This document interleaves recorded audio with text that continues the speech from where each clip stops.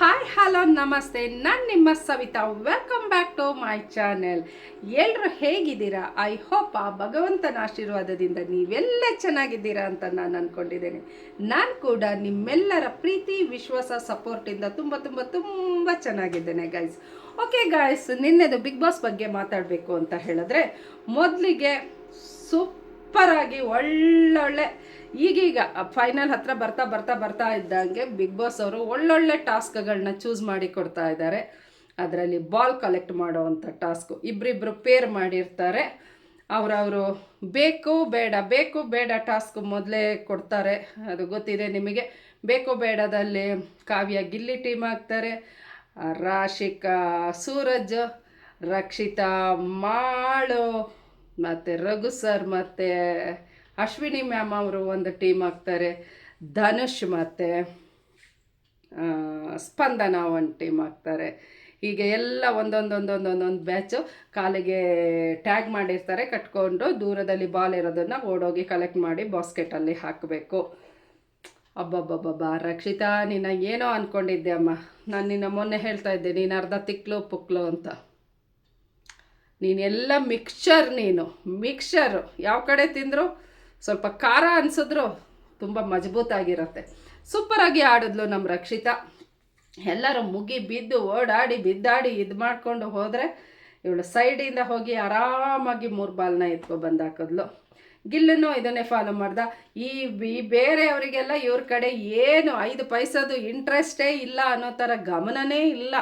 ಅವ್ರು ಎಲ್ಲೋದ್ರು ಏನು ಅಂತ ಇವರೇ ಮುಗಿ ಬಿದ್ದು ಗುದ್ದಾಡ್ತಾ ಇದ್ದಾರೆ. ಬಾಲ್ ಕಲೆಕ್ಟ್ ಆಯಿತು. ಲಾಸ್ಟಲ್ಲಿ ಇಬ್ಬರದ್ದು ಟೈ ಆಗಿರೋದ್ರಿಂದ ಗಾಯ್ಸ್, ಬಿಗ್ ಬಾಸು ಖತರ್ನಾಕ್ ಬಿಗ್ ಬಾಸ್ ಇದ್ದಾರೆ.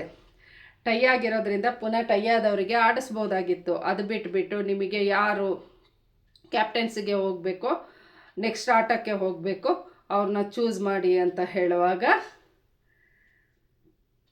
ಕ್ಯಾಪ್ಟನ್ಸಿ ಆಟಕ್ಕೆ ಚೂಸ್ ಮಾಡಿ ಅಂತ ಹೇಳುವಾಗ ಎಲ್ಲರೂ ಅವ್ರ ಬಾಲ್ನ ತಗೊಂಡೋಗಿ ಕಮ್ಮಿ ಇದ್ದವರು ಮಾಳು ಮತ್ತು ರಕ್ಷಿತಾನಾಗ ಬಾಸ್ಕೆಟ್ಗೆ ಹಾಕಿದಾಗ ರಕ್ಷಿತಾ ಆಲ್ಮೋಸ್ಟ್ ಆಗಿ ವಿನ್ ಆಗ್ತಾಳೆ. ವಿನ್ ಆದಾಗ ಅವಳು ನಿಮ್ಮನ್ನು ಈ ಆಟದಿಂದ ಯಾರನ್ನು ಹೊರಗಿಡೋಕ್ಕೆ ಟ್ರೈ ಮಾಡಿ. ಗಿಲ್ಲಿಗೆ ಬೇಜಾರಾಗತ್ತೆ, ನೋಡ್ತಾನೆ ರಘು ಸರು ಹಾಕಲಿಲ್ಲ, ಯಾರೂ ಹಾಕಿಲ್ಲ, ಪರವಾಗಿಲ್ಲ, ಇದು ಗೇಮು. ಇದರಲ್ಲಿ ನಾವು ಯಾರ್ದು ಸರಿ ಯಾರ್ದು ತಪ್ಪು ಅಂತ ಹೇಳೋಕ್ಕಾಗಲ್ಲ, ಅವರವರ ಅಭಿಪ್ರಾಯ, ಅದು ಪರವಾಗಿಲ್ಲ.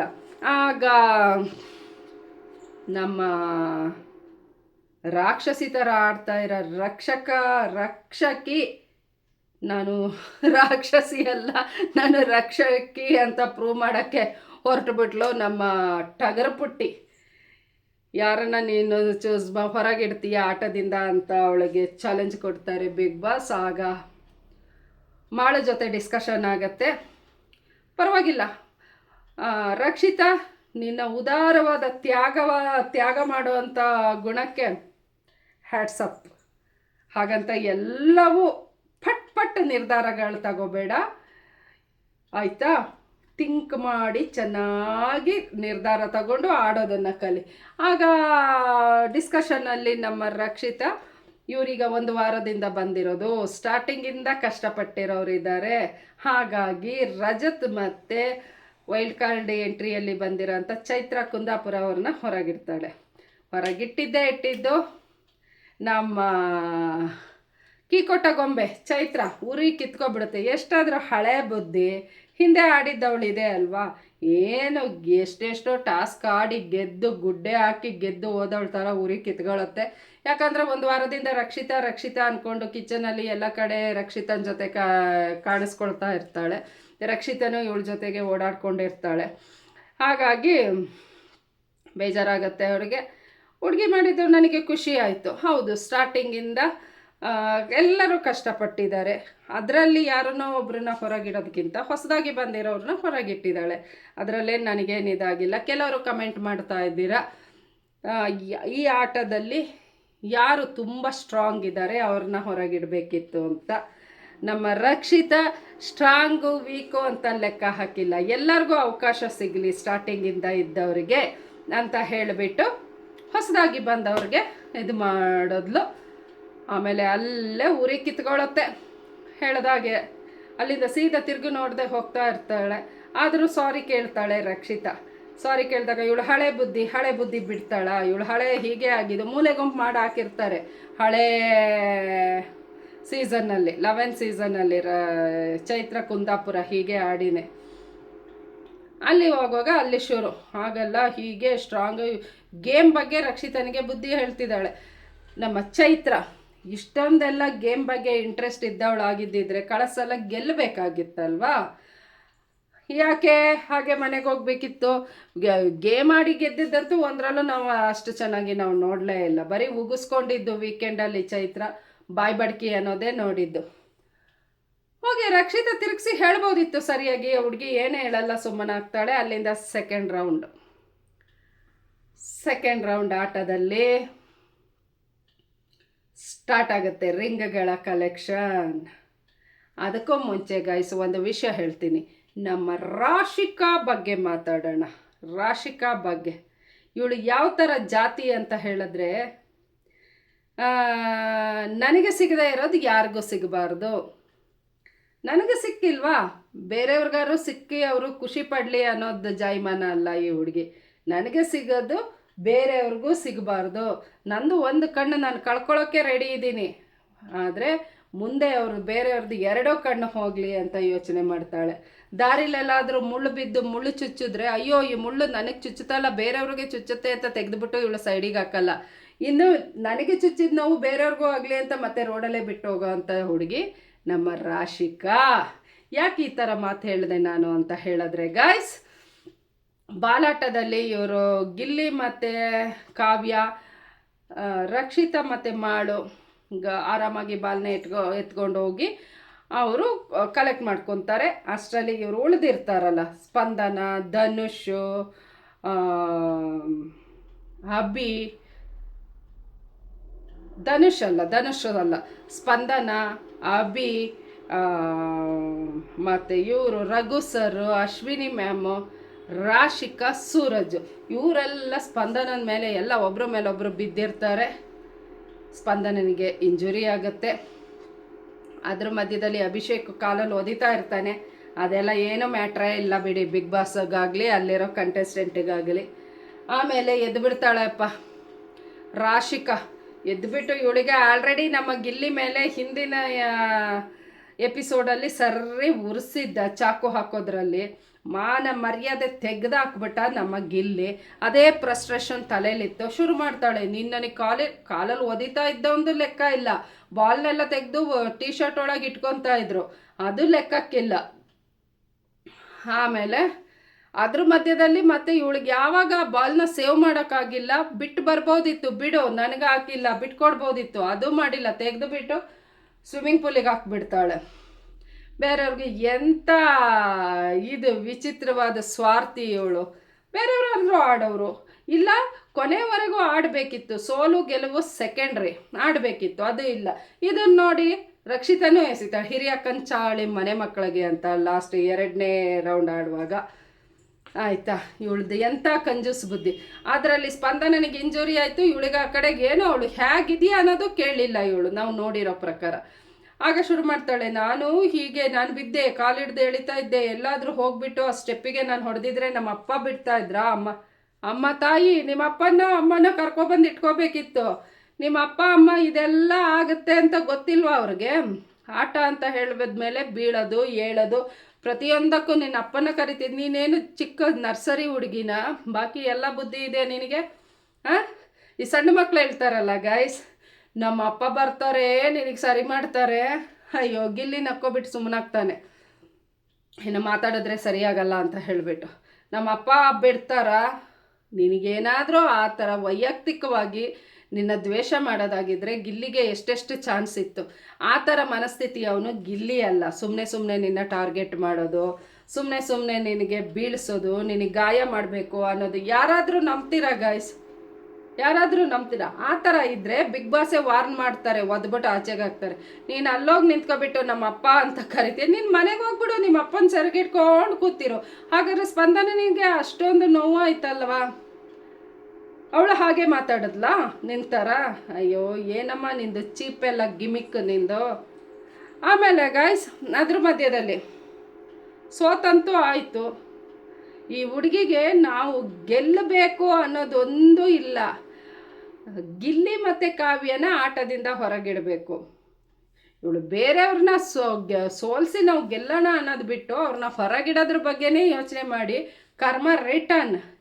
ಹೆಂಗಾಯ್ತು ಕರ್ಮ ರಿಟರ್ನ್? ದೇವ್ರು ಯಾವ ಥರ ಇವಳು ದ್ವೇಷ, ಇವಳ್ದು ಅಸೂಯೆ, ಇವಳ್ದು ದುರಹಂಕಾರ, ಇವಳ್ದು ವಿಚಿತ್ರವಾದ ಆಟಗಳು, ಇವಳು ಬಾಯಿ ಬಡ್ಕೊಳ್ಳೋದು ಹರ್ಕೊಳ್ಳೋದು ಯಾವ ಥರ ದೇವರು ಕೊಟ್ಟ ಅಂತ ಹೇಳಿದ್ರೆ ಗೈಸ್, ಇವಳೇ ಆಟದಿಂದ ಹೊರಗುಳಿಯೋ ಅಂಥ ಸಂದರ್ಭ. ಅದು ನಮ್ಮ ರಘು ಸರ್ ಮತ್ತು ಅಶ್ವಿನಿ ಅವರು ಆಟದಿಂದನೇ ಹೊರಗಿಟ್ಬಿಟ್ರು. ಇವಳು ಗಿಲ್ಲಿಗೆ ಗುಮ್ಮಕ್ಕೆ ನೋಡಿದ್ಲು, ಇವಳ ಸರಿಯಾಗಿ ಗುಮ್ಮಿಸ್ಕೊಂಡ್ಲು. ಆದರೂ ಸೂರಜ್ ಹೇಳ್ತಾನೆ ಗಿಲ್ಲಿ ಕಾಮಿಡಿ, ಕಾಲೆಳಿತಾನೆ, ಎಲ್ಲರಿಗೂ ಒಂಥರ ಇರಿಟೇಷನ್ ಮಾಡ್ತಾನೆ ಅನ್ನೋದು ಎಲ್ಲರಿಗೂ ಗೊತ್ತು, ಎಲ್ಲ ಜನಕ್ಕೂ ಗೊತ್ತು, ಬಿಗ್ ಬಾಸ್ ಮನೆಯಲ್ಲೂ ಗೊತ್ತು ಎಲ್ಲರಿಗೂ. ಅದು ಒಂದು ರೀಸನ್ ಆಗಿ ಇಟ್ಕೊಬಿಟ್ಟು ನಾವು ಅವನ್ನ ಇದು ಮಾಡೋದು ತಪ್ಪು. ಅಂದರೆ ಅವನ ಮಾತನ್ನೇ ಕೇಳಲ್ಲ ಈ ರಾಶಿಕಾ. ಇವಳ ಮಾತನ್ನ ಅವನು ಕೇಳಬೇಕು, ಆದರೆ ಅವನ ಮಾತನ್ನ ಇವಳು ಕೇಳೋ ಪರಿಸ್ಥಿತಿಯಲ್ಲಿಲ್ಲ. ಅಯ್ಯೋ ಮುಟ್ಟಾಳ ಸೂರಜ್, ನೀನು ಈ ಥರನೇ ಇದ್ಕೊಂಡಿದ್ರೆ ನೆನೆ ಗಿಲ್ಲಿ ಹೇಳ್ದ ನೋಡು, ಅವಳು ಇನ್ನೊಂದು ಗೈಸ್, ಅವಳದು ಸ್ವಾರ್ಥ ಈ ಥರ ಎಲ್ಲ ಆಗಿಬಿಟ್ಟು ಕೂತ್ಕೊಂಡಿರ್ತಾರೆ ರಾತ್ರಿ ಮಾತಾಡಿಕೊಂಡು. ಗಿಲ್ಲಿ ಕಾವ್ಯ ಒಂದು ಕಡೆ ಕೂತಾಗಿರ್ತಾರೆ ಫಸ್ಟೇ. ಆಗ ಇವರಿಬ್ಬರು ಬರ್ತಾರೆ, ಅದು ಇವ್ರ ಸೀಟ್ ಅಂತೆ. ಬಿಗ್ ಬಾಸ್ ಮನೆಯಲ್ಲಿ ಅವ್ರ ಮೂಲೆಯಲ್ಲಿ ಕೂತ್ಕೊಳ್ಳೋದು ಇವ್ರದ್ದು ಸೀಟ್ ಅಂತೆ. ಆಗ ಅಲ್ಲಿ ಉರ್ಕೊಂಡು ಹೋಗ್ತಾಳೆ. ಆಗ ಗಿಲ್ಲಿ ಹೇಳ್ತಾನೆ, ಓ ನಿನ್ನ ಹೆಸರು ಬರ್ದಿದ್ಯಾ, ಇಲ್ಲಿ ಹೆಸರು ಬರ್ದಿದ್ಯಾ. ಲಾಸ್ಟಿಗೆ ಎದ್ದೇ ಹೋಗ್ತಾನೆ, ಅಯ್ಯೋ ಹೋಗವ ಕೂತ್ಕೋ ಬಿಟ್ಕೊಟ್ಟಿದ್ದೀವಿ ಅಂತ ಹೇಳಿಬಿಟ್ಟು. ಯಾವ ಥರ ಇವಳ್ದು ಬುದ್ಧಿ, ಇವಳನ್ನ ಏನು ನೋಡಿ, ಇವಳು ಆಟದಲ್ಲಿ ಏವನ್ನಿದ್ದಾಳೆ. ಅದರಲ್ಲಿ ನನಗೆ ಬೇರೆ ಮಾತೇ ಇಲ್ಲ ಗೈಸ್. ಆಟನ ಸೂಪರಾಗಿ ಆಡ್ತಾಳೆ ಯಾವುದು. ಆದರೆ ಇವಳ್ದು ಒಳಗಿರೋದು ಕೆಟ್ಟ ಗುಣಗಳು, ಕೆಟ್ಟ ನಡತೆ, ಕೆಟ್ಟ ಬುದ್ಧಿ ಇದೆ ನೋಡಿ. ಬಿಗ್ ಬಾಸ್ ಮನೇಲಿ ಆಟ ಗೇಮ್ ಒಂದೇ ಅಲ್ಲ, ಎಲ್ಲವೂ ಕನ್ಸಿಡರ್ ಆಗತ್ತೆ ಅನ್ನೋದೊಂದು ಸಾಮಾನ್ಯ ಬುದ್ಧಿ ಕೂಡ ಇಲ್ಲ. ರಕ್ಷಿತನ ಎಲ್ಲರೂ ಯಾಕಿಷ್ಟು ಇಷ್ಟಪಡ್ತಾರೆ ಅಂದರೆ ರಕ್ಷಿತ ಎಲ್ಲದರಲ್ಲೂ ಇದ್ದಾಳೆ. ಈಗ ಬರ್ತಾ ಬರ್ತಾ ಬರ್ತಾ ಸ್ವಲ್ಪ ಚೇಂಜ್ ಆಗ್ತಾ ಇದ್ದಾಳೆ. ಅದು ಚೇಂಜಾ ಇಲ್ಲ ಆಟದ ಗಿಮಿಕ್ಕ ನಮಗೆ ಗೊತ್ತಿಲ್ಲ. ಆದರೆ ಯಾವತ್ತೂ ರಕ್ಷಿತ ಗಿಲ್ಲಿಗೆ ಅಪೋಸಿಟ್ ಆಗಿ ಮಾತಾಡಿಲ್ಲ, ಹೊಟ್ಟೆ ಕಿಚ್ಚು ಪಟ್ಟಿಲ್ಲ ಯಾರಿಗೂ, ಮತ್ತು ಒಂದು ಕಡೆಯಿಂದ ಒಂದು ಕಡೆಗೆ ತಂದ ಹಾಕಿಲ್ಲ. ನಾನು ಸ್ಟಾರ್ಟಿಂಗಿಂದ ನೋಡಿರೋ ಮಟ್ಟಿಗೆ ಇಲ್ಲಿ ಮಾತಾಡಿರೋ ಮಾತನ್ನು ಬೇರೆ ಕಡೆಗೆ ಹೋಗ್ಬಿಟ್ಟು ಇನ್ನೊಬ್ಬರು ಕಿವಿಗೆ ತುಂಬಿಲ್ಲ. ಒಂದೇ ಥರ ಇದ್ದಾಳೆ. ಅವಳು ಯಾರ ಜೊತೆ ಇರ್ತಾಳೆ ಅವ್ರ ಜೊತೆ ತುಂಬ ಕಂಫರ್ಟ್ ಝೋನಲ್ಲಿ ಇರ್ತಾಳೆ, ಅವರಿಗೂ ಸಪೋರ್ಟ್ ಮಾಡ್ತಾಳೆ, ಚೆನ್ನಾಗಿರ್ತಾಳೆ. ಇದಲ್ವಾ ಬೇಕಾಗಿರೋದು. ಹೀಗಾಗೇ ರಕ್ಷಿತನ ಎಲ್ಲರೂ ಇಷ್ಟಪಡೋಕ್ಕೆ ಕಾರಣ. ಇವಳು ಇದ್ದಾಳೆ ಒಂಟೆ ಜಿರಾಫೆ, ಮಾತಾಡ್ತಾಳೆ ಏನು, ಅವನು ಕೂಡ ಅವನನ್ನು ಹಾಳು ಮಾಡ್ತಾ ಇದ್ದಾಳೆ. ಅವನು ಮುಟ್ಟಾಳ, ಇವನ ಮಾತನ್ನು ಕೇಳ್ಕೊಂಡು ಅದೇ ಇದು ಮಾಡೋದು. ಅವನು ದೊಡ್ಡ ಮುಟ್ಟಾಳ ಅಂತ ಹೇಳ್ಬೋದು ಸೂರಜ್. ಇವಳ ಜೊತೆಯಿಂದ ಅವನ ಆಟನ ಇವಳು ಹಾಳು ಮಾಡ್ತಾ ಇದ್ದಾಳೆ, ಅವನ ಆಟ ಕೆಡಿಸ್ಕೊತಾ ಇದ್ದಾನೆ ಹೇಳ್ಬೇಕಂತಂದರೆ. ನಿಮಗೇನು ಅನಿಸುತ್ತೆ ಗಾಯ್ಸ್? ಆಮೇಲೆ ಪುನಃ ಅವನು ಕಾವ್ಯನ ಕರ್ಕೊಂಡು ಒಳಗಡೆ ಎದ್ದೋಗಾಗ ಹೇಳ್ತಾನೆ ನಿಮ್ಮ ಸೀಟ್ ಬಿಟ್ಟಿದ್ದೀವಿ ಅಂತ. ಇಲ್ಲ ನಾವು ಇಲ್ಲಿ ಕೂತಿದ್ದೀವಿ ಅಂದಾಗ ಇನ್ನೊಂದು ಸೆಕೆಂಡ್ ಶಿಫ್ಟಿಗೆ ಬೇಕಾಗುತ್ತೆ ಇಟ್ಕೋ ಅಂತ. ಯಾಕಂದರೆ ಅವ್ರು ರಾತ್ರಿ ಇಡೀ ಮಾತಾಡ್ಕೊಂಡೇ ಇರೋದಲ್ವಾ, ಅವ್ರನ್ನ ಹೇಗೆ ಹಾಳು ಮಾಡೋದು, ಇವ್ರನ್ನ ಹೇಗೆ ಹಾಳು ಮಾಡೋದು, ಅವ್ರನ್ನ ಹೆಂಗೆ ತುಳಿಯೋದು, ನಾಳೆ ಆಟದಲ್ಲಿ ಯಾವ ಥರ ಇದು ಮಾಡೋದು. ಇವಳದ್ದು ಇದೇ ಕೆಟ್ಟ ಬುದ್ಧಿ. ಇನ್ನು ಯಾವಾಗ ಬಿಗ್ ಬಾಸ್ ಮನೆಗೆ ಇವ್ರ ಅಮ್ಮನ ಕರ್ಕೊಬರ್ತಾಳೋ ಗೊತ್ತಿಲ್ಲ, ನೋಡೋಣ. ಇವಳ ಚೈಲ್ಡ್ ಅನ್ಬೇಕಾ, ಬುದ್ಧಿವಂತೆ ಅನ್ಬೇಕಾ, ಇವಳನ್ನ ಏನು ಅನ್ಬೇಕು ಅನ್ನೋದೇ ಅರ್ಥ ಆಗಲ್ಲ. ಅದೇ ಗಿಲ್ಲಿ ಮೇಲೆ ಅಷ್ಟೊಂದು ಫ್ರಸ್ಟ್ರೇಷನ್ನು. ಹೀಗೆ ಆಗುತ್ತೆ ಗೈಸ್. ಹೀಗೆ ಆಗಾದ್ಮೇಲೆ ರಿಂಗ್ ಟಾಸ್ಕಲ್ಲಿ ಮೇಲೊಬ್ಬರು ನಿಂತ್ಕೊಂಡು ರಿಂಗ್ಗಳ ಎಸಿವಾಗ ಕೆಳಗೆ ನಿಂತ್ಕೊಂಡು ಎಲ್ಲರೂ ಆ ರಿಂಗನ್ನು ಸೇವ್ ಮಾಡ್ಕೋಬೇಕು, ತಗೋಬೇಕು. ಅಂದರೆ ಕೈಯಲ್ಲಿ ಹಿಡಿಯೋಗಿಲ್ಲ, ಇಲ್ಲ ತಲೆ ಮೇಲೆ ತೋರಿಸ್ಕೋಬೇಕು, ಹೀಗೆ ಕೈ ಹಾಕ್ಬಿಟ್ಟು ತೋರಿಸ್ಕೋಬೇಕು. ಸೂಪರಾಗಿತ್ತು ಗೇಮು. ಯಾವಾಗ ಗೇಮ್ ಏನೋ ಸೂಪರಾಗಿತ್ತು ಗೈಸ್. ಆದರೆ ರಿಂಗ್ ಹಾಕೋರಿದ್ರು ನೋಡಿ, ಒಂದು ಧನುಷ್ ಇರ್ತಾನೆ, ಇನ್ನೊಂದು ಇವ್ರನ್ನ ಯಾರು ಬೇಡ ಅಂತ ಮೂಲೆಗೆ ಹಾಕ್ಬಿಟ್ಟಿದಾರಲ್ಲ, ಯಾರನ್ನ ನಮ್ಮ ಧ್ರುವಂತನ ಹೋಗಿ ಧ್ರುವಂತನೇ ಬಿಡ್ಬೇಕಾ ರಿಂಗ್ ಹಾಕೋಕ್ಕೆ. ಮೊದಲೇ ಇವನಿಗೆ ಎಲ್ಲರಿಗೂ ಸರಿ ಬುದ್ಧಿ ಕಲಿಸ್ಬೇಕು ಅನ್ನೋದು ಬೇರೆ ಇದೆ. ರಿಂಗ್ ಹಾಕೋರು ಯಾವ ಥರ ಹಾಕಬೇಕು ಗೈಸ್. ಇವನು ಮೇಲೆ ನಿಂತ್ಕೊಬಿಟ್ಟು ಕಣ್ಮುಚ್ಕೊಂಡು ಒಂದು ಕಡೆಗೆ ಹಾಕ್ತಾನೆ, ಯಾರೆಲ್ಲ ಎಲ್ಲಿದ್ದಾರೆ ಕಣ್ಬಿಟ್ಕೊಂಡು ಒಂದು ಕಡೆಗೆ ಹಾಕ್ತಾನೆ, ಆಚೆ ತಿರ್ಕೊಂಡು ಎಷ್ಟು ಒಂದು ನಗು ಬರೋ ಥರ ಇತ್ತು ಸಿಚುವೇಶನ್ ಅಂತ ಹೇಳಿದ್ರೆ, ಇವರೆಲ್ಲರೂ ಬೇಡ ಆಗ್ತಾ ಮೂಲೆಗೆ ಹಾಕ್ದವ್ರ ಮೇಲೆ ಇವನು ತೀರಿಸ್ಕೋಬೇಕಿತ್ತು. ಅಂತೂ ಧ್ರುವನ್ ನೀನು ಈಗ ಹಾಗೆ ಕಡೋ ದಿನ ಬಿಗ್ ಬಾಸ್ ಮನೇಲಿ ಎಲ್ಲರೂ ಸಪ್ರೇಟ್ ಮಾಡಿ ಒಂಟಿಯಾಗಿಟ್ಟಿರೋದು ಯಾಕೋ ಧ್ರುವನ್, ನೀನು ಕೂಡ ಬರ್ತಾ ಬರ್ತಾ ಈ ಟೈಪ್ ಆಗ್ತಾ ಇದೀಯಾ. ಅದು ಬಿಟ್ಟರೆ ನಾನು ಮನೆಗೆ ಹೋಗ್ತೀನಿ ಅಂತ ಹೇಳ್ತಾ ಇದೀಯ. ಎಷ್ಟು ಸೂಪರಾಗಿ ಗೊತ್ತಾಗ್ತಾ ಇತ್ತು ಗೊತ್ತಾ ಧ್ರುವಂತ್, ನೀನು ಆಡ್ತಾ ಇದ್ದಿದ್ದು, ರಿಂಗ್ ಆಗ್ತಾ ಇದ್ದಿದ್ದು. ನೀನು ಬೇಕಂತ ನಿನಗೆ ಯಾರು ಚೆನ್ನಾಗಿದ್ದಾರೆ ಗೆಲ್ಲಿಸ್ಬೇಕು ಅವ್ರ ಕಡೆಗೆ ಆಗ್ತಾ ಇದ್ದೆ. ಅದು ಬಿಟ್ಟರೆ ತಪ್ಪಿಸ್ಬಿಟ್ಟು ಕಣ್ಮುಚ್ಕೊಂಡು ಹಾಕದೆ ಅಂತ ಏನು ಗೈಸ್ ಹೇಳೋದು ಇವನಿಗೆ ಏನಾಗಿದೆ ಗೈಸ್. ಏನಾದರೂ ಆಗಲಿ ಅದರಲ್ಲಿ ನಮ್ಮ ರಘು ಸರ್ ವಿನ್ ಆಗ್ತಾರೆ. ರಘು ಅಶ್ವಿನಿ ಟೀಮ್ ಸೂಪರಾಗಿ ಆಡಿದ್ರು. ರಾಶಿಕಾ ಆ್ಯಕ್ಚುಲಿ ಗೆಲ್ಲಬೇಕಿತ್ತು ಈ ಟಾಸ್ಕಲ್ಲಿ. ಅವಳು ಮುಂಚೆ ಚೆನ್ನಾಗಿ ಆಡಿ ರಿಂಗೆಲ್ಲ ಕಲೆಕ್ಟ್ ಮಾಡಿದ್ಲು. ಅದೇ ನೋಡಿ ದುರ್ಬುದ್ಧಿ ದುರ್ನಡತೆ ಎಲ್ಲ ಎಲ್ಲಿಗೆ ತಗೊಂಡೋಗಿ ನಮ್ಮನ್ನು ನಿಲ್ಲಿಸುತ್ತೆ ಅಂತ. ಲಾಸ್ಟಲ್ಲಿ ಸೂರಜ್ ಆಟ ಆಡುವಾಗ ರಿಂಗನ್ನು ಕಲೆಕ್ಟ್ ಮಾಡಿದ್ದೆಲ್ಲ ನೆಲದಲ್ಲಿ ಇಟ್ಕೊಂಡ, ತಗೊಂಡೋಗಿ ಕೊಟ್ಟಿಲ್ಲ, ಅಲ್ಲೇ ಹೋಯ್ತು. ಇವಳ್ದು ಅತಿ ಬುದ್ಧಿ ವಿನಾಶಕಾರಿ ಅತಿ ಬುದ್ಧಿ ಅಂತ ಹೇಳ್ತಾರೆ ನೋಡಿ, ಇದಕ್ಕೆ ಹೇಳೋದು. ಹೋಗಿದ್ದು ನಮ್ಮ ಅಶ್ವಿನಿ ಮೇಡಮ್ ಚಾರ್ಜ್ ತಗೊಂಡ್ರು. ಅವರಿಗೆ ಇದಾಯಿತು ಗೆದ್ದಿದ್ದಕ್ಕೆ. ಆಚೆ ಯಾರನ್ನ ಇಡಬೇಕು ಅಂದಾಗ ಪಟ್ ಅಂತ ರಾಶಿಕನ ಆಚೆ ಇಟ್ಟಾಯಿತು. ಬುದ್ಧಿ ಕಲಿಯವಳಿದ್ರೆ ಈ ಸಲ ಕಲೀಲಿ. ಅವಳು ಯಾವಾಗ ನಮ್ಮ ಅಪ್ಪನ ಕರ್ಕೊಬರ್ತೀನಿ, ನಮ್ಮ ಅಪ್ಪ ಅಮ್ಮ ಏನು ಮಾಡ್ತಾರೆ ನಿನಗೆ ಗೊತ್ತಾ ಅಂದ್ಲು. ಅವಳದು ಬುದ್ಧಿ ಅಷ್ಟೇ, ಹೊಟ್ಟೆ ಕಿಚ್ಚು ಹೊಟ್ಟೆ ಉರಿ. ಕೂತಿರೋದೇ ಕೆಂಡದ ಮೇಲೆ, ಯಾಕೆ ಆರಾಮಾಗಿ ಸುಡದೇ ಇರೋ ಥರ ನಾವು ಸೇವಾಗಿ ಬರಬೇಕಂದ್ರೆ ಆಲ್ರೆಡಿ ಕೆಂಡದ ಮೇಲೆ ಕೂತಿದ್ದಾಳೆ. ಕೆಂಡದ ಮೇಲೆ ಕೂತ್ಕೊಂಡು ಇನ್ನೊಬ್ರಿಗೆ ಹಾಗೆ ಬೆಂಕಿ ಹಚ್ಚೋದು ಅಂತ ನೋಡ್ತಾಳೆ ನಮ್ಮ ರಾಶಿಕಾ. ಇವಳು ಬುದ್ಧಿಗೆ ಏನು ಹೇಳಬೇಕು ಗೈಸ್. ಇನ್ನು ಇದ್ರ ಮಧ್ಯದಲ್ಲಿ ಇವತ್ತೊಂದು ಸೂಪರ್ ಪ್ರೊಮೋ ಬಿಟ್ಟಿದ್ದಾರೆ. ಪ್ರೊಮೋ ಅಲ್ಲಿ ಸ್ವಿಮ್ಮಿಂಗ್ ಪೂಲಲ್ಲಿ ಕೆಲವೊಂದು 3 ಟೈಪ್ ಬಾಲ್ಗಳನ್ನು ಹಾಕಿರ್ತಾರೆ, ಸಣ್ಣದು ದೊಡ್ಡದು. ಅದನ್ನು ಕೋಲುಗಳ ಸಹಾಯದಿಂದ ಸೇವ್ ಮಾಡ್ಕೊಂಡು ಬಂದುಬಿಟ್ಟು ಕಲೆಕ್ಟ್ ಮಾಡಿ ಇಡಬೇಕು. ಅದರಲ್ಲಿ ನಮ್ಮ ಟಗರು ಪುಟ್ಟಿ ಯಾಕೋ ವಿಪರೀತವ ಧ್ರುವಂತ ಮೇಲೆ ರೇಗಾಡ್ತಾ ಇದ್ದಾಳೆ. ಈ ರೇಂಜಿಗೆ ಫ್ರಸ್ಟ್ರೇಷನ್ನು ಬರ್ತಾ ಟಗರು ಪುಟ್ಟಿ ಯಾಕೆ ಅಂತ ಗೊತ್ತಿಲ್ಲ. ಅದೇ ಕಲೆಕ್ಟ್ ಮಾಡುವಾಗ ಎಲ್ಲೋ ಮಿಸ್ ಮಾಡಿದ್ದಾಳೆ. ಇದು ತುಂಬ ಕೇರ್ಫುಲ್ಲಾಗಿ ಆರಾಮಾಗಿ ಕೂಲಾಗಿ ಆಡಬೇಕಾದಂಥ ಪೇಷನ್ಸ್ ವೆರಿ ವೆರಿ ಇಂಪಾರ್ಟೆಂಟ್ ಇದೆ ಇವತ್ತಿನ ಟಾಸ್ಕಿಗೆ. ಪೇಷನ್ಸ್ ಲೆವೆಲ್ ಹೋದರೆ ಆಗಲ್ಲ.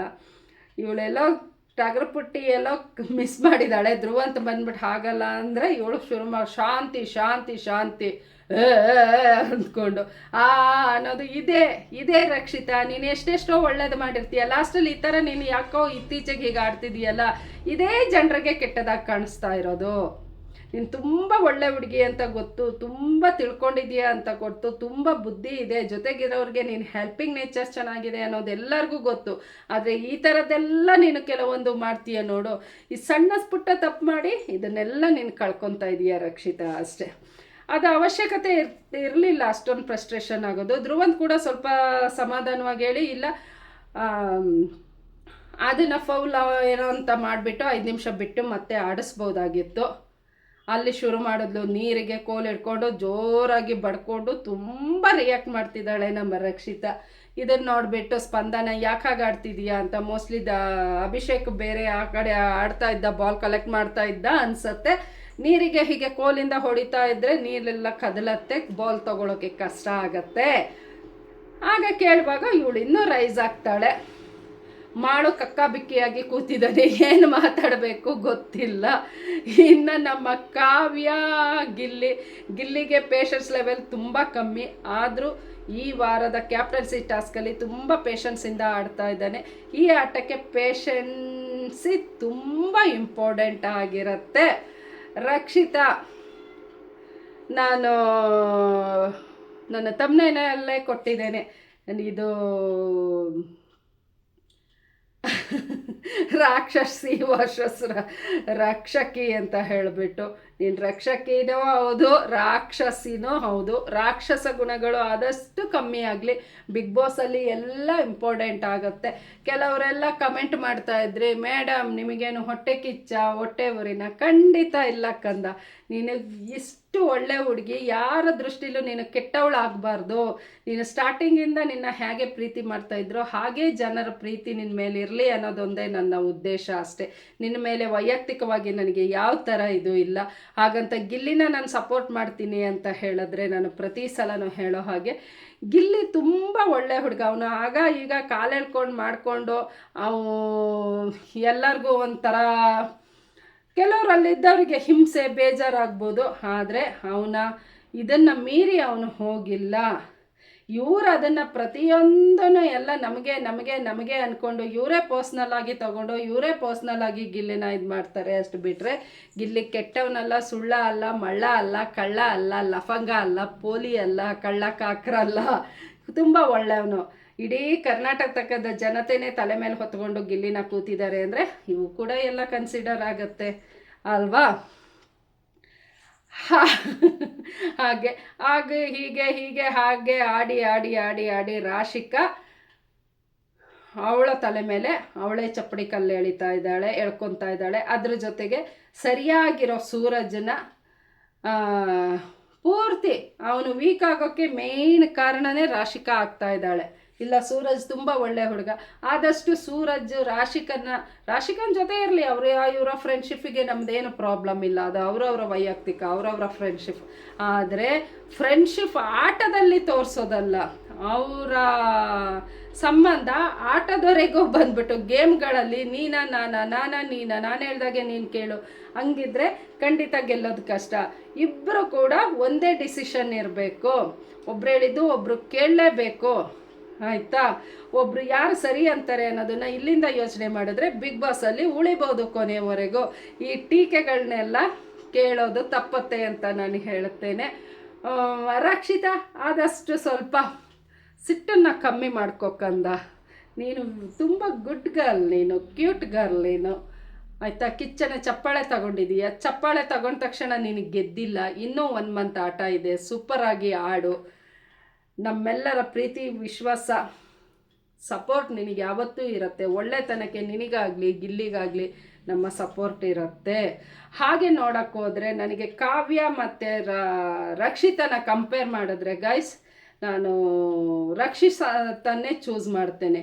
ಯಾಕಂದರೆ ತುಂಬ ಸಲ ಕಾವ್ಯ ಗಿಲ್ಲಿನ ಎಲ್ಲ ಕಡೆ ಬಿಟ್ಕೊಟ್ಟಿದ್ದಾಳೆ, ಅವನ ನಾಮಿನೇಷನ್ ಮಾಡಿದ್ದಾಳೆ, ಎಲ್ಲ ಮಾಡಿದ್ದಾಳೆ. ಆದರೆ ರಕ್ಷಿತಾ ಎಲ್ಲ ಕಡೆ ಸಪೋರ್ಟಾಗಿ ಗಿಲ್ಲಿಗೆ ನಿಂತಿದ್ದಾಳೆ. ಹಾಗಾಗಿ ನನಗೆ ತುಂಬ ಇಷ್ಟ ಆಗ್ತಾಳೆ. ಮತ್ತು ಯಾರಿಗೂ ತಂದಕ್ಕೋ ಬುದ್ಧಿ ಹುಡುಗಿಗಿಲ್ಲ. ಓಕೆ ಗೈಸ್, ಇವತ್ತಿನ ನನ್ನ ವಿಡಿಯೋ ನೋಡಿ ನಿಮ್ಮ ಅಭಿಪ್ರಾಯ ಅನಿಸಿಕೆಗಳನ್ನ ಕಮೆಂಟಲ್ಲಿ ತಿಳಿಸಿ. ನಿಮ್ಮೆಲ್ಲರ ಕಮೆಂಟ್ ನನಗೆ ವೆರಿ ವೆರಿ ವೆರಿ ಇಂಪಾರ್ಟೆಂಟ್ ಆಗಿರುತ್ತೆ.